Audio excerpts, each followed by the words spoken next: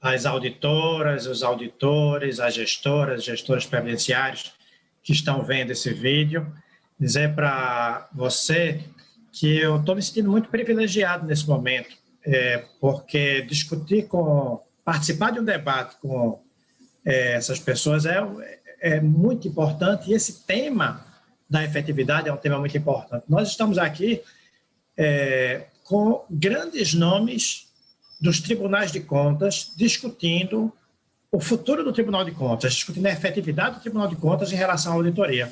Então, eu acredito até que estamos vivendo um momento histórico.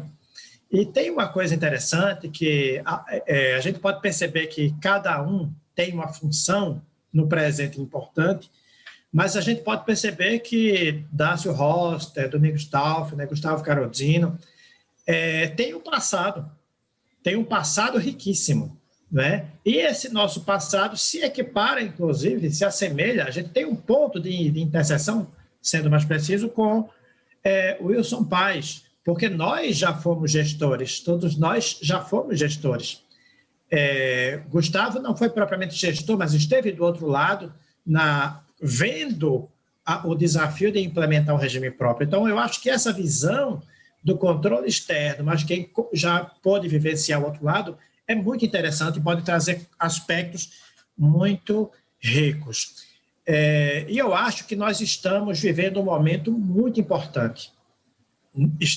Nós estamos prestes a enfrentar um momento muito especial, que é a chamada Lei de Responsabilidade Previdenciária, LRP. Mas antes de falar dela, eu queria dizer que eu me sinto, nesses 22 anos de reforma da Previdência, meio como naquele filme O Feitiço do Tempo, eu acho que é isso, que a pessoa sempre acordava no mesmo dia, né? E aí o dia todo se desenvolvia, quando ele ia dormir, quando acordava, estava no outro.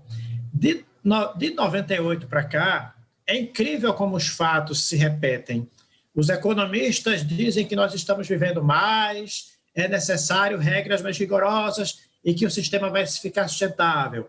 Isso foi de 98 até hoje. Eu estou sempre escutando as mesmas coisas e fatos se repetem. Por exemplo, na hora de implementar, aprovar as normas é possível, mas na hora de implementar a boa gestão, aí a gente começa a ter dificuldade.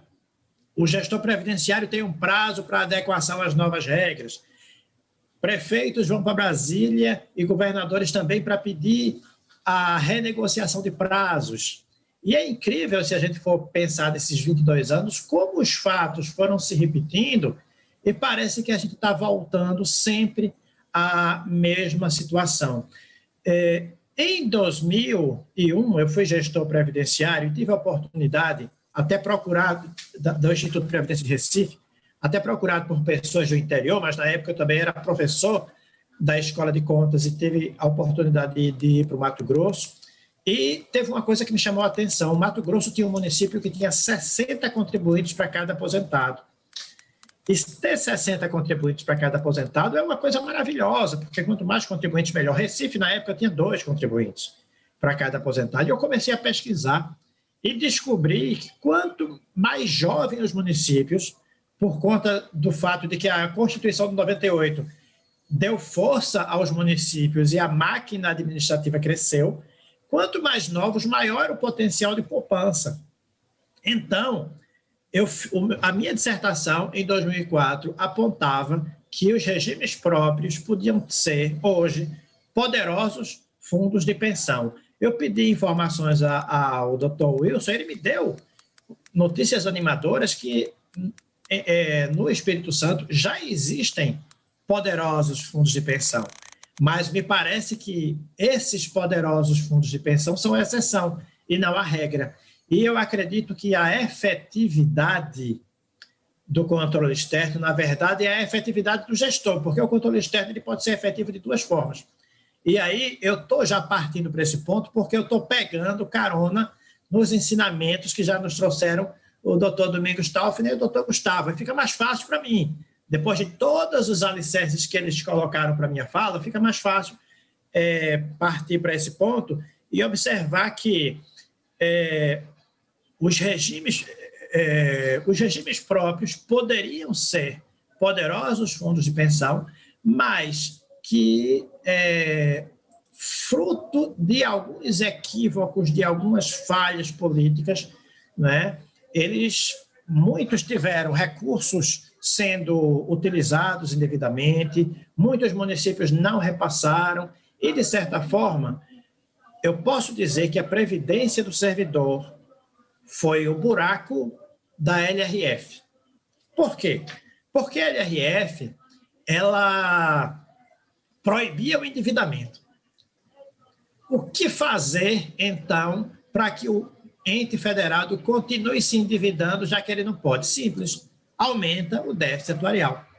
E como é que os grandes estados e até municípios aumentaram o déficit atuarial? Não repassando as contribuições, muitas vezes sacando recursos previdenciários. Nós tivemos um grande estado da federação, em 2018, que sacou 4 bilhões do fundo capitalizado. O argumento dele é que as finanças, a despesa com os aposentados estava alta demais. Sim, mas como nosso mestre Gustavo Carodino sabe, a despesa ela é projetada para 75 anos. Então, não foi uma surpresa, em 2018, no ano eleitoral, o governador ter aquele custo. Né? Na verdade, a projeção atuarial de 2000, de 2001, 2002, sempre pôde projetar essa despesa. E olha, quem está falando aqui é um advogado, sou de humanas, né? Não tenho o domínio que Gustavo tem. Então, pessoal, eu acho que a Previdência brasileira poderia estar numa situação muito melhor hoje. A reforma é necessária, foi necessária, mas a gente precisa olhar para trás, verificar os erros, identificar como a gente pode corrigir, para, corrigindo, a gente poder dar um salto de qualidade e, tal qual o filme, identificar qual foi o momento para que a gente não tenha que sempre estar acordando com a mesma história, que o filme, né, eu não vou dar spoiler não, se bem que é um filme muito antigo, mas o X da questão é isso. E, para mim, a saída desse círculo vicioso é a lei de responsabilidade previdenciária. Eu acho que tanto o gestor quanto o controlador têm interesse no sistema sustentável.